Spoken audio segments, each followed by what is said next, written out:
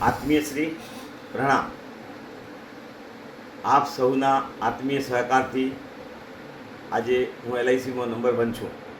આપ શ્રીએ જે રીતે તન મન ધનથી સહકાર આપ્યો છે, આપનો ખૂબ ખૂબ ખૂબ આભાર માનું છું।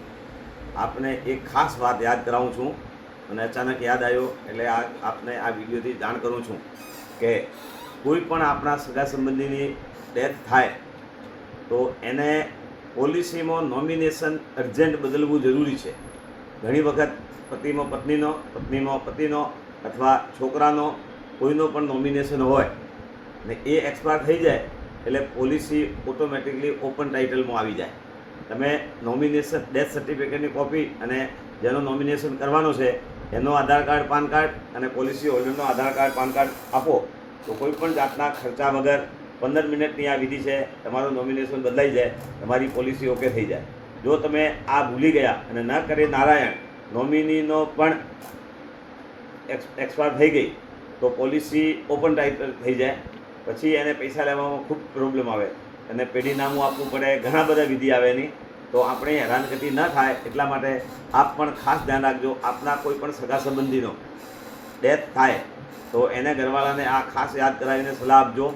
અમારી દુકાને મોકલાવજો। ઓરિજિનલ પોલિસી, આધાર કાર્ડની બેઉની ઝેરોક્સ, પાન કાર્ડની ઝેરોક્સ અને એક ડેથ સર્ટિફિકેટની ઝેરોક્સ આટલી મોકલાવજો।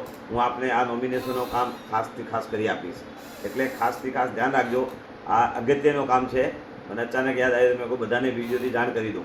ઘણી વખત આ વસ્તુ નાનકડી છે, અમને ભૂલી જઈએ ને પછી કંઈક થઈ જાય ત્યારે પણ બહુ પ્રોબ્લેમ આવે છે। એવી જ રીતે તમે ધારો કે બેંકમાં પોલિસી મૂકી હોય અને એ પાછી તમે બેંકમાંથી લોન પૂરી થઈ ગઈ હોય, તમારે ત્યાં પાછી આવી ગઈ હોય તો રીએસાઇન કરવી પણ એટલી જ જરૂરી છે।